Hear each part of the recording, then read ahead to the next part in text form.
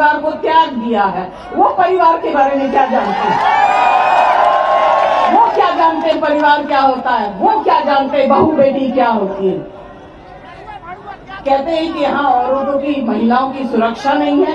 झूठ। इन लोग झूठ के सिवाय और कुछ नहीं बोलते हैं।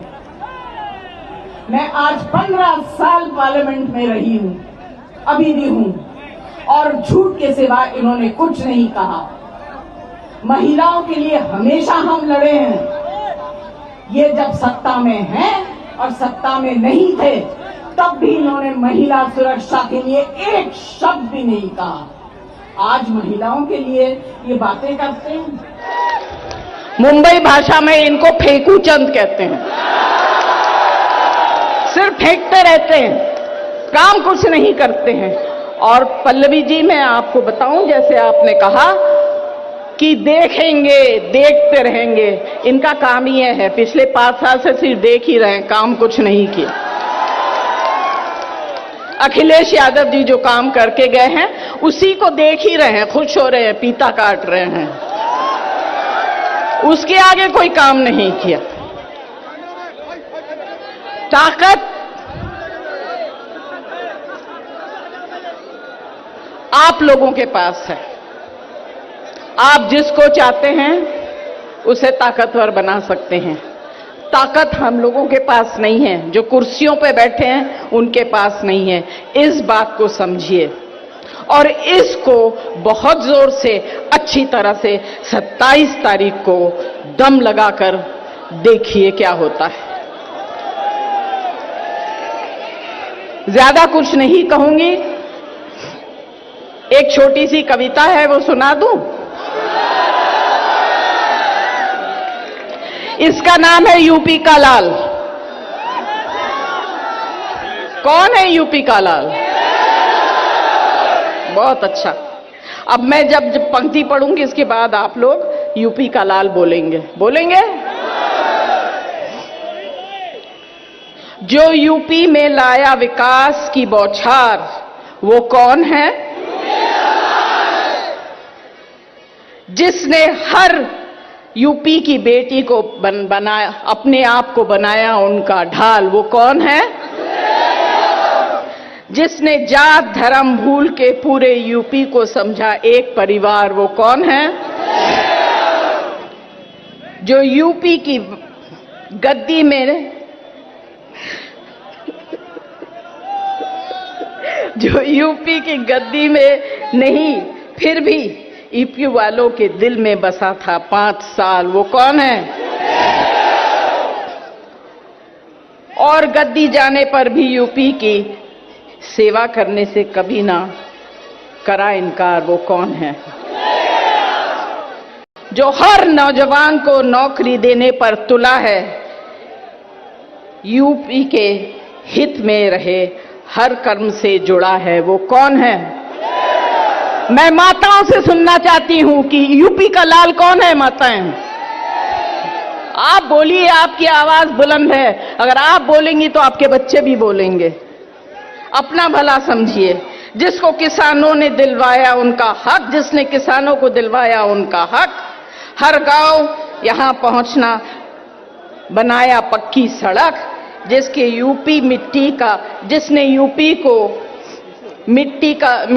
के मिट्टी को अपनी मां समझकर रखा ख्याल, वो कौन है?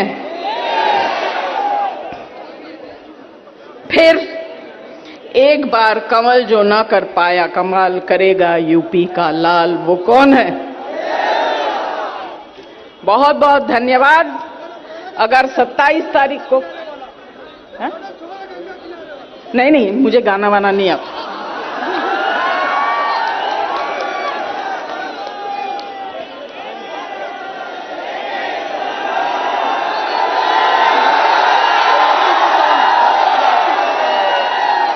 भैया,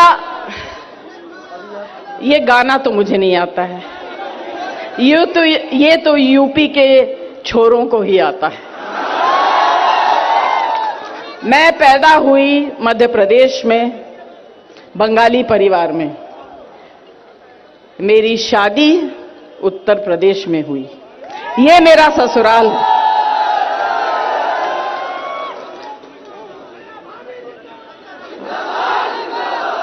मेरा जिंदाबाद नहीं, इनका जिंदाबाद है।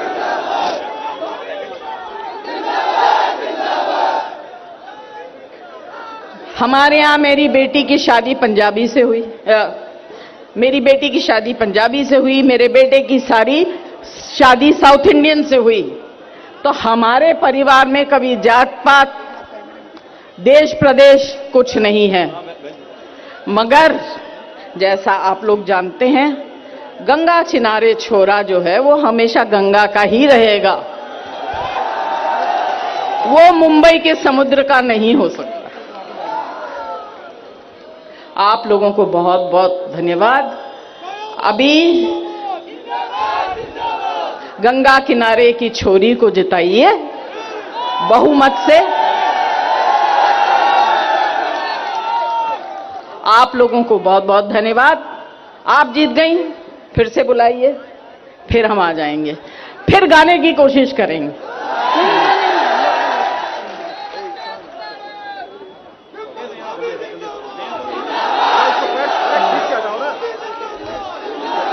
बहुत बहुत धन्यवाद।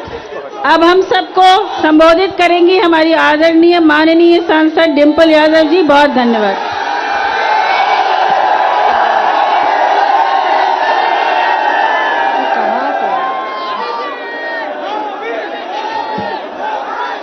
मंच पर आसीन श्री यतेश चंद्र सोनकर जी, श्री राम सजीवन निर्मल जी, कैलाश चंद्र केशरवानी जी, अशरफी लाल शास्त्री जी, श्री भान सिंह यादव जी, दयाशंकर यादव जी, विनोद केसरा जी, श्री प्रकाश पटेल जी, डॉक्टर असलम जी, जरीना उस्मानी जी, जूही सिंह जी, जया बच्चन जी, और मंच पे जितने भी लोग मौजूद हैं और मेरे सामने समाजवादी के सभी कार्यकर्ता, हमारे आदरणीय बुजुर्ग, हमारी माताएं, मेरी प्यारी बहनें और हमारे पत्रकार बंधुओं, हम सभी जानते हैं कि 2022 का चुनाव हो रहा है। बहुत ही महत्वपूर्ण चुनाव है कि नहीं? जो लोग अनाप शनाप बोल रहे हैं, अब उनको समझ आ गया कि हवाएं बदल गई हैं, मौसम बदल गया है और समाजवादी और गठबंधन की सरकार आ रही है। हमारी प्रत्याशी पल्लवी पटेल जी, जानते हैं इस बार 3 बहुएं एक साथ आई हैं। सिराथू की बहू पल्लवी पटेल जी, इलाहाबाद की बहू हमारी आदरणीय जया बच्चन जी, और मैं यूपी की बहू कह लूं अपने आप को, यूपी की बहू डिंपल यादव।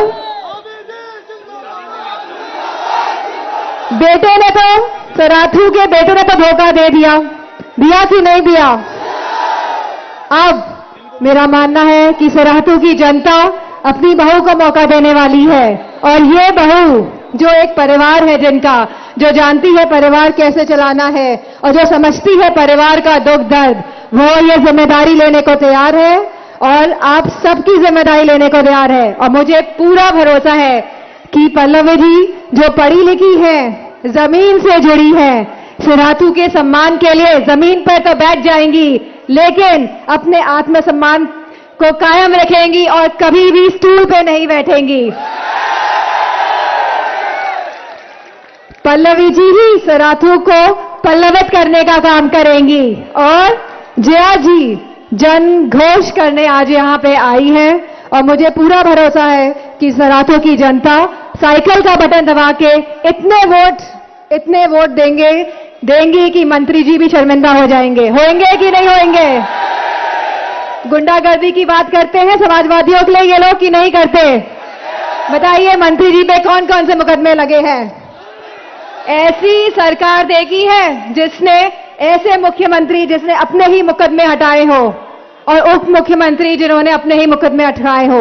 ऐसे कहीं पे हुआ है किसी भी प्रदेश में जहां पे ऐसी संगीन धाराएं लगी है और वो मुख्यमंत्री बनने के बाद, उप मंत्री बनने के बाद अपने ही धाराएं और अपने ही मुकदमे हटाए हो? तो जो लोग दूसरों पे इल्जाम लगाते हैं, वो पहले अपने गिरबान में झांक के देख ले कि उनके क्या हाल है।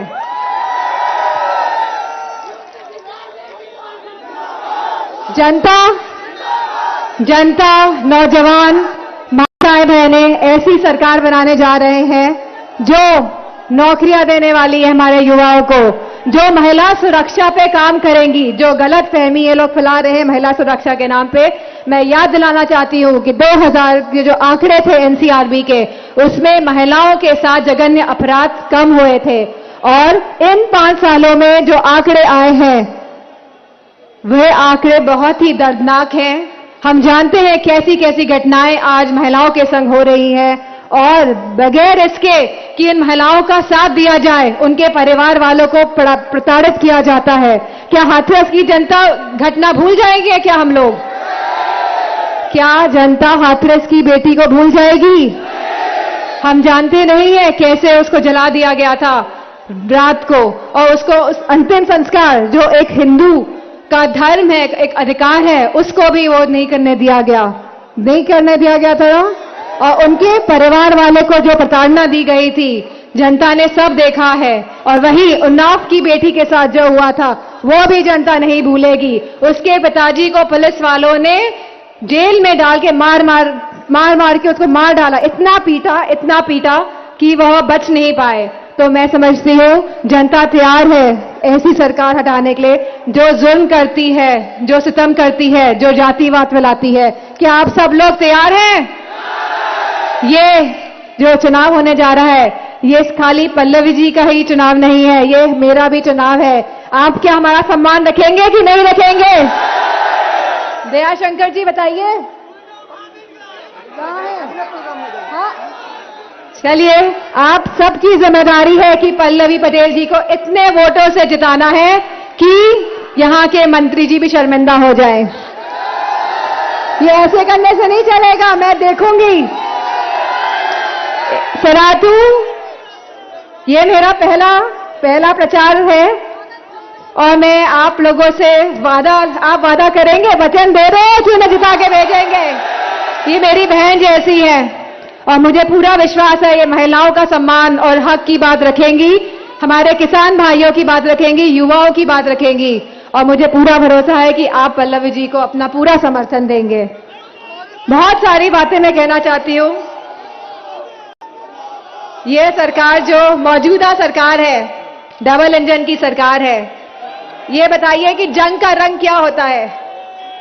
जब जंग लग जाता है लोहे में, इंजन की बात हो रही है तो लोहा ही इस्तेमाल होता है इंजन बनने में। जंग का रंग क्या होता है? हाँ, कौन सा रंग होता है जंग का?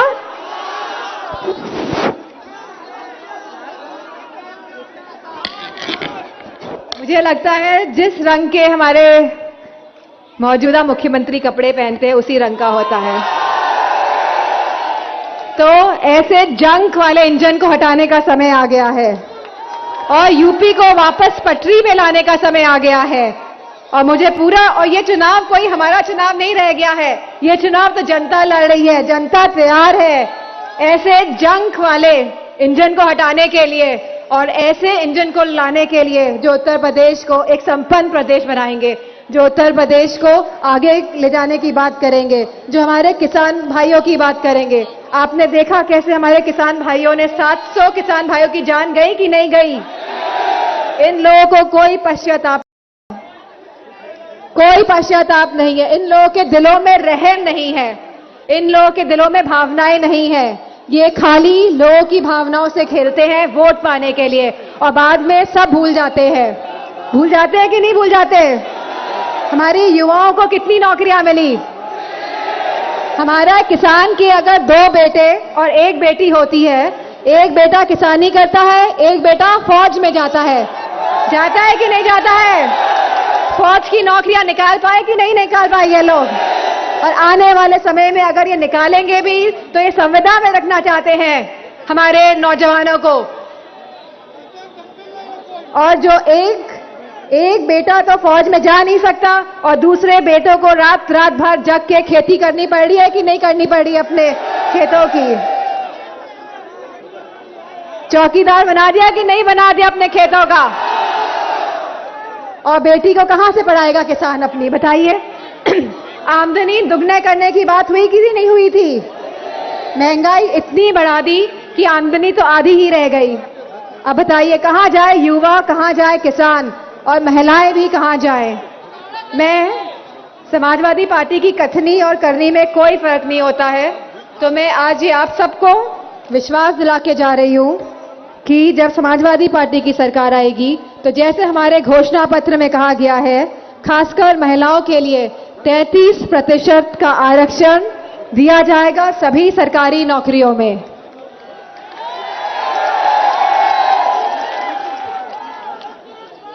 कन्या विद्याधन 12वीं पास कर लेंगी हमारी बेटियां तो उनको एक मुश्त राशि दी जाएगी 36,000 रुपए की।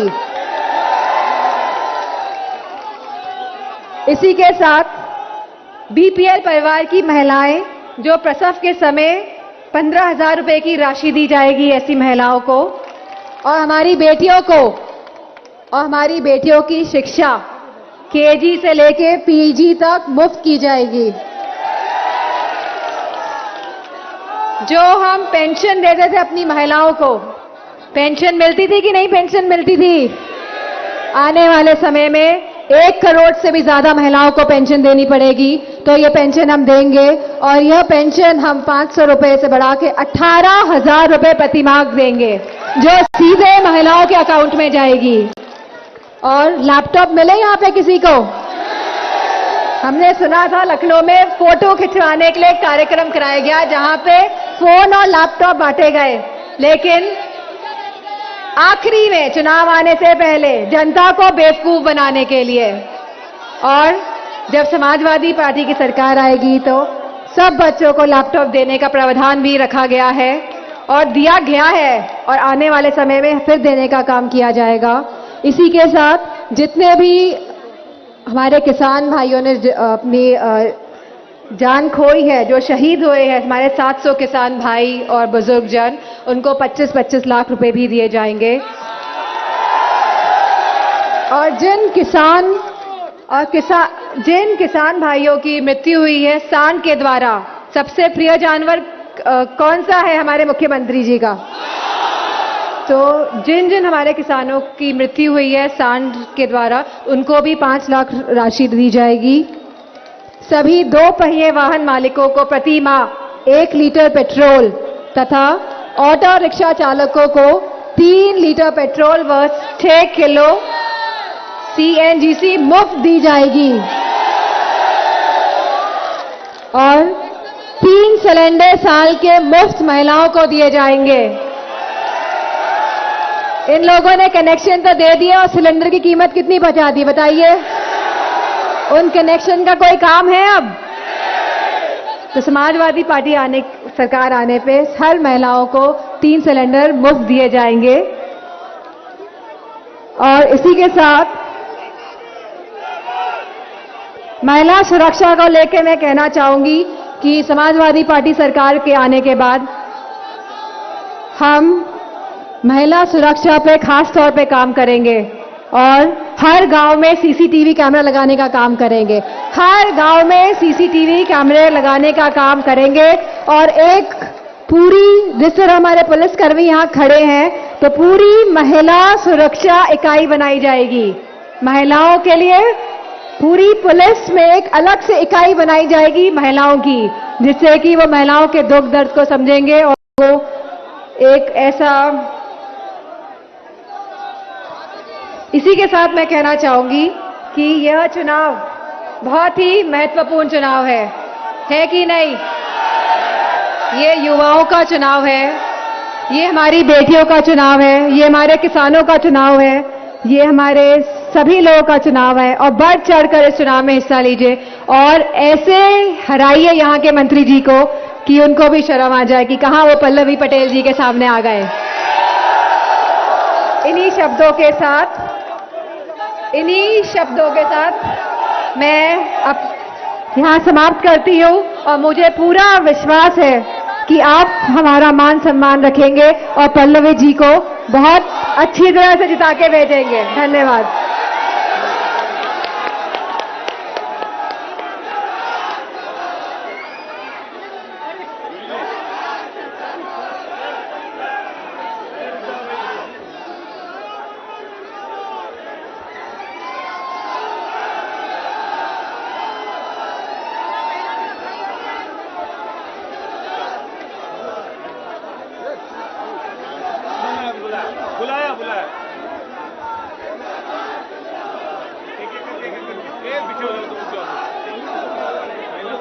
बुलाया बुलाया इसको बुलाया।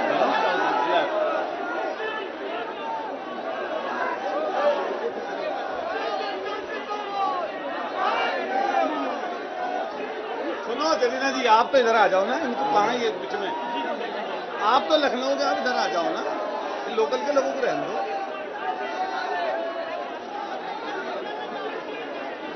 क्या दिखाओ ऊपर वो उठ के आगे।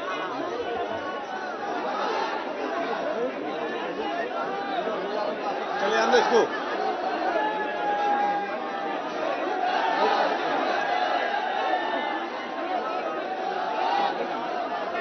नमस्ते कर लेना। हेलो, जो हमारे इस जनसभा में सेक्टर और बूथ के अध्यक्ष आए हुए हैं, वो इस जनसभा के बाद पार्टी कार्यालय में पहुंच जाएंगे। मेरी जो आवाज को सुन रहे हैं लोग,